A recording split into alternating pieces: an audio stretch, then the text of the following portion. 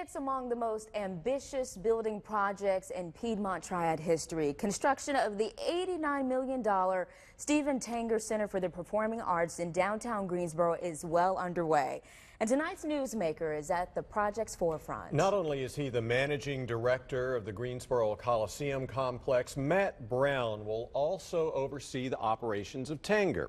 Recently, he showed me what'll separate this place from all the others.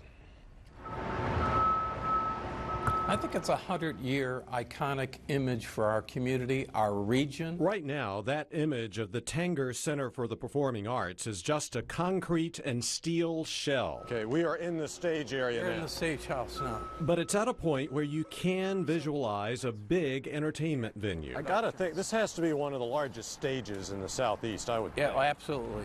2, 3, 1, 2, 3. Neill, we are right here at the center of the stage.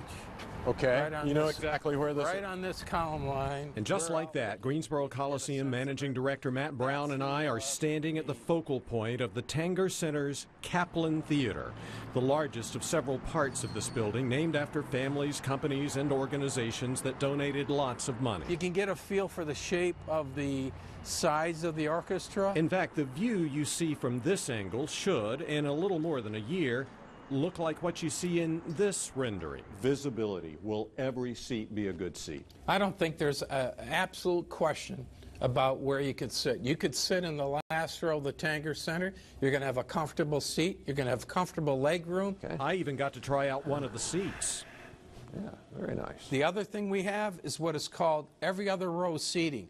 So the patron behind you is looking through your shoulder, and they're looking above the person in the next row. Halfway up the lower level from the stage, the view should be something like this. Note the large TV screens on the sides for up-close views. And then there are the 60 panels on the ceiling called the Schiffman's Ring of Light. And they're individually lit with LED strips. Each panel will be turned on or off, symbolizing a countdown to the start of each performance. This is a big building. It's almost 111,000 square foot structure. There will be enough seating for 3,000 people. Restrooms will be to the right or left of each theater exit on each level.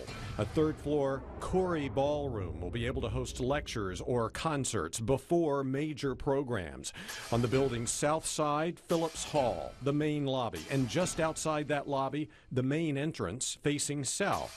On the Elm Street side to the west, a patio near the front. And on the east side, facing Summit Avenue, the Simula Foundation Plaza with trees. And that's right at the entrance where people will be coming into the box office. Brown and his team are already working on what will drive people to that box office. For instance, they've reached an agreement with the Broadway theater operator Nederlander to secure the Tanger Center's inaugural 6-show Broadway season featuring the hit musical Wicked. Are we going to get Hamilton? Well, I think that's certainly on everyone's wish list, and certainly Nederlander knows that we would like to have it here. I think certainly Nederlander would want to bring it to us as soon as possible. Big expectations for a big building set to have a big impact. I think it's going to be a magnet for the entire region to drawing people to the center access point in downtown Greensboro.